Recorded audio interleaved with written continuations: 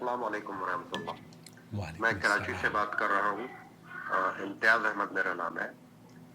मैंने अभी आपको एक क्लिप भेजी है जिसमें एक देवबंदी आलिम मुफ्ती तारिक मसूद कहते हैं कि जिस तरह 4 इमाम हैं और उनका अपना अपना एक फ़िक़ा है, तो अहले हदीस का अपना कोई फ़िक़ा क्यों नहीं है? और देखिए, अहले हदीस का अपना कोई फ़िक़्ह क्यों नहीं है, ये भाई साहब ने एक वीडियो भी भेजी है मुफ्ती तारिक मसूद साहब की। अब चूंकि मेरे पास ऐसे सवालात आते हैं, मुफ्ती तारिक मसूद साहब भी बड़े नाला हैं। अल्लाह ताला आपको और हम सबको कुरान सुन्नत पर अमल करने की तौफ़ीक़ अता फ़रमाए। दोस्तों, भाइयों और बहनों, अहले हदीस के बारे में बहुत सारे लोगों का ये एतराज़ है कि जनाब इनके पास तो कोई फ़िक़ा नहीं है, लेकिन फ़िक़ा होता क्या है ये आपको मैं नबी करीम सल्लल्लाहु अलैहि वसल्लम के फ़रमान के मुताबिक समझाने की कोशिश करता हूँ, शायद कि उतर जाए तेरे दिल में मेरी बात। आम आवाम तो समझ सकती है जैसे हमने समझा, और फिर हमारे बाद बहुत सारे लोगों को समझ में आ गया, लेकिन वो जो उलमा हैं और ख़ास तौर पर देवबंदी उलमा, उनकी ये समझ में बहुत कम आता है। हालांकि देवबंदी भी बहुत सारे उलमा हैं, बहुत सारे मुफ्ती हैं, बल्कि अनवर शाह कश्मीरी के पोते भी, उन्होंने भी तौबा करी अल्हम्दुलिल्लाह। उनसे मैंने इंटरव्यू लिया था, वो भी आप मेरे चैनल पर देख सकते हैं। तो बहरहाल अल्लाह के रसूल सल्लल्लाहु अलैहि वसल्लम ने फरमाया, से बुखारी और मुस्लिम की रिवायत है, मन युरिदिल्लाहु बिही खैर युफ़क़्क़िहु फ़िद्दीन, जिसके साथ अल्लाह भलाई का इरादा करता है, जिसके साथ अल्लाह भलाई का इरादा करता है तो उसे क्या करता है, युफ़क़्क़िहु फ़िद्दीन, फिर उसे दीन की समझ अल्लाह ताला अता फरमा देता है, फिर उसे दीन की सही सूझबूझ अता फरमा देता है। यहाँ ये कहा जा रहा है कि जनाब मुफ्ती तारिक मसूद साहब अक्सर ये कहते हैं कि इनके अहले हदीसों के पास तो कोई फ़िक़ा नहीं है। हम ये जानना चाहते हैं मुफ्ती तारिक मसूद साहब आपसे और आपके फॉलोअर्स से। आपने एक वीडियो में कहा कि इमाम अबू हनीफ़ा इमाम आज़म रहमतुल्लाह अलैह वो अहले हदीस थे। तो पहली बात तो ये कि उन्होंने कोई मुरत्तब नहीं किया फ़िक़ा, इमाम अबू हनीफ़ा रहमतुल्लाह अलैह ने, उन्होंने कोई तरतीब नहीं दी फ़िक़्ह की। ये तरतीब तो जनाब बाद के मुक़ल्लिदीन ने दी है, उनकी वफ़ात के बाद। अब ये बताइए कि इमाम अबू हनीफ़ा के शागिर्दों के पास या उनके बाद कितने लोगों के पास मुरव्वजा फ़िक़ा था। चलिए आपकी बात मान लेते हैं कि उनके पास यकीनी तौर पर फ़िक़ा होगा, क्योंकि वो इमाम अबू हनीफ़ा को फॉलो करते थे। सवाल ये पैदा होता है कि इमाम अबू हनीफ़ा कौन से फ़िक़े पर थे। वो, इसका मतलब ये हुआ कि स्टेटस में तो मैं और इमाम अबू हनीफ़ा, या अहले हदीस और इमाम अबू हनीफ़ा, उनका मौक़िफ़ एक ही है, यानी उनके पास, या अहले हदीस इमाम अबू हनीफ़ा और ताबईन, या यूँ कह लीजिए अहले हदीस इमाम अबू हनीफ़ा, ताबईन और सहाबा रज़वानुल्लाह अलैहिम अजमईन। क्योंकि सहाबा के पास भी मुरव्वजा फ़िक़ा कोई नहीं था। सहाबा इकराम के ज़माने में कोई मुरव्वजा फ़िक़ा नहीं था, ना हनफी, ना मालकी, ना शाफ़ई, ना ही हम्बली। ये मकातिब तो बाद के अदवार में आए हैं। इमाम अबू हनीफ़ा की वफ़ात ग़ालिबन 150 हिजरी में हुई है, इमाम मालिक 179 के हैं, इसी तरीके से इमाम शाफ़ी 204 में, इमाम अहमद बिन हम्बल 241 में ग़ालिबन। तो सहाबा कराम का दौर इससे बहुत पहले का था।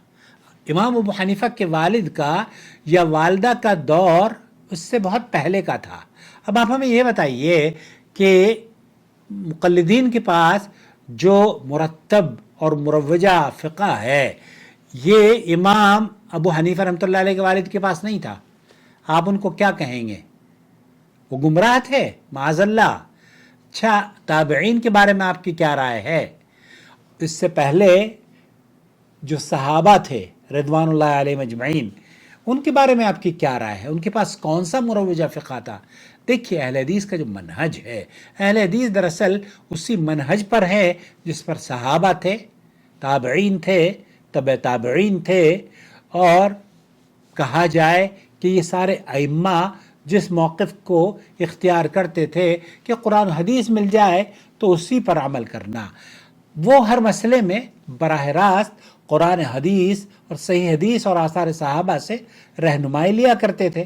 کسی ایک امام یا مکتب فکر کو حتمی طور پر لازمی نہیں جانتے تھے۔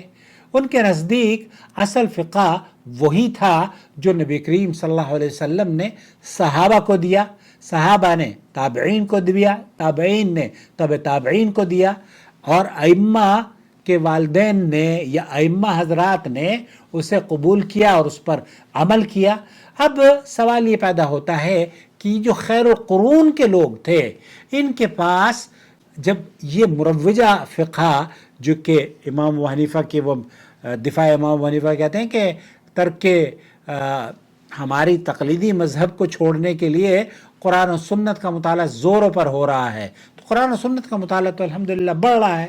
اب یہ ہے کہ یہ جو فقہ حنفی ہے، یہ فقہ جعفری ہے، یہ دوسرے فقہ ہیں، یہ سارے کے سارے تو اللہ کی طرف سے تو دین نہیں ہے۔ یہ دین تو اللہ تعالیٰ نے قرآن و حدیث کی شکل میں نازل کیا ہے، ان کی حفاظت کی ہے۔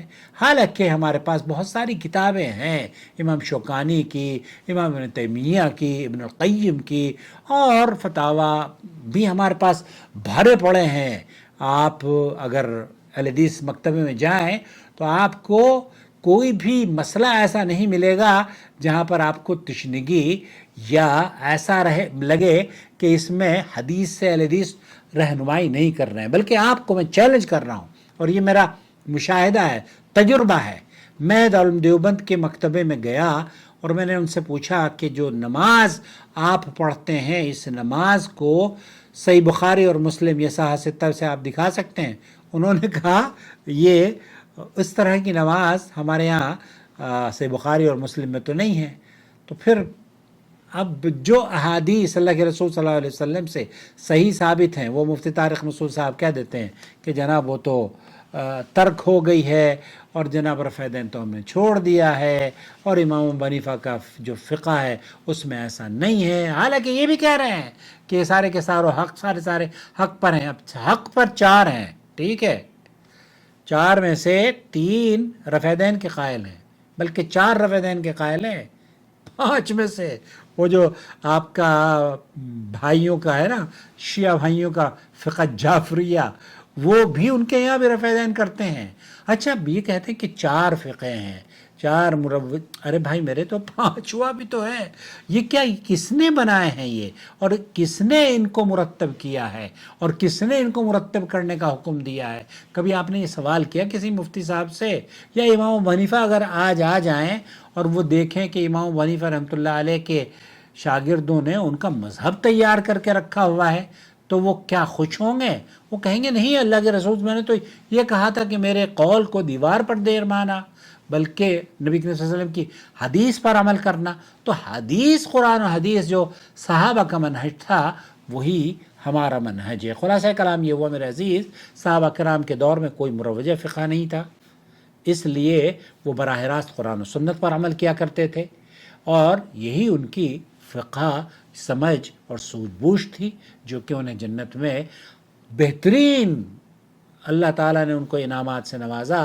اور اسی لیے اللہ کے رسول نے فرمایا من یرید اللہ بہ خیر یفقہہ فی الدین، اصل فقہ دراصل قرآن و سنت ہے۔ ہم یہ نہیں کہتے کہ آپ ائمہ کی جو اجتہادات ہیں ان سے مستفید نہ ہوں، ان سے مستفید ہوں، ان سے علم حاصل کریں اور اپنے مسائل کو سمجھنے کی کوشش کریں۔ لیکن یہ کسی نے نہیں کہا کہ میرے فقہ پر چلنا اور امام ابو حنیفہ کے فقہ کو ترک کر دینا، یا امام ابو حنیفہ کے فقہ پر چلنا اور دوسروں کے فقہ کو ترک کر دینا، یہ کسی نے نہیں کہا۔ یہ تو بعد میں لوگوں نے کہہ دیا کہ آپ اگر حنفی ہو تو حنفی کی طرح سے نماز پڑھو، شافعی کی طریقے سے وضو کر لو گے تو آپ کی نماز باطل ہو جائے گی۔ اب یہ مروجہ فقہ اگر سارے کے سارے صحیح ہیں تو کوئی تو پوچھے کہ جب آپ کے لحاظ سے یہ سارے کے سارے صحیح ہیں، مثال کے طور پر وطر کی نماز 1 رکعت بھی ہے اور 3 رکعت بھی ہے اور 5 بھی ہے، ٹھیک ہے، اب اگر 5 رکعت پڑھ لیتا ہے صحیح ہے، اس کی وطر ہو گئی. 1 رکعت پڑھتا ہے تو وطر باطل ہے، نہیں وطر اس کی بھی صحیح ہے. 3 رکعت پڑھتا ہے تو 3 رکعت پڑھتا ہے تب بھی صحیح ہے، 9 پڑھتا ہے تب بھی صحیح ہے، 11 پڑھتا ہے تب بھی صحیح ہے. کیوں؟ کیونکہ اللہ کے رسول صلی اللہ علیہ وسلم سے ثابت ہے، یہ صحیح ثابت ہے نا. جب یہ ائمہ کے مروجہ فتاوی، مروجہ فقہ ثابت ہیں اور صحیح ہیں بقول آپ کے، تو ایک آدمی اگر وضو شافعی یا حنفی مذہب پر کر لیتا ہے اور وہ نماز شافعی مسلک کے مطابق پڑھ لیتا ہے تو پھر اس کی نماز باطل کیوں ہوئی؟ آپ نے کسی سے پوچھا؟ یہ نہیں پوچھا، آپ کو تو سمجھ میں بھی نہیں آیا ہوگا. ان کے یہاں یہ بیان کیا جاتا ہے کہ اگر آپ نے وضو حنفی طریقے سے کری ہے، حنفی فقہ سے کری ہے، اور آپ نے نماز امام شافعی کے مسلک پر پڑھ لی ہے تو نماز باطل ہو گئی. دونوں عبادتیں آپ کی ایک ہی فقہ کے مطابق ہونی چاہیے. اب ہمیں یہ بتائیے، جب حدیث پر عمل کرنے والا 1 رکعت پڑھے، 3 رکعت پڑھے، 5 پڑھے، وہ سب صحیح ہے. کیوں؟ کیونکہ اس نے سنت پر عمل کیا ہے. تو جب یہ صحیح پر عمل کر رہا ہے تو اس کی نماز کیسے باطل ہو گئی؟ تو اس سے پتہ چلا کہ یہ کہیں نہ کہیں آپ کو مس گائیڈ کیا جا رہا ہے. ہمارا موقف یہ ہے کہ اہل حدیث الحمدللہ ہمارے علماء اور مشائخ ان ائمہ کی عزت اور احترام کرتے ہیں. ان سے مستفید ہونے کے لیے، ان کے کتابوں سے اور ان کی کاوشوں سے، اور انہوں نے جو دین کی خدمات انجام دی ہیں، اللہ تعالیٰ ان کی قبر کو جنت کا باغ بنائے اور اللہ رب العالمین ان سے راضی ہو. ان سب سے علم حاصل کریں، لیکن مانیں وہ جو قرآن و سنت سے ثابت ہو. والسلام علیکم ورحمۃ اللہ وبرکاتہ.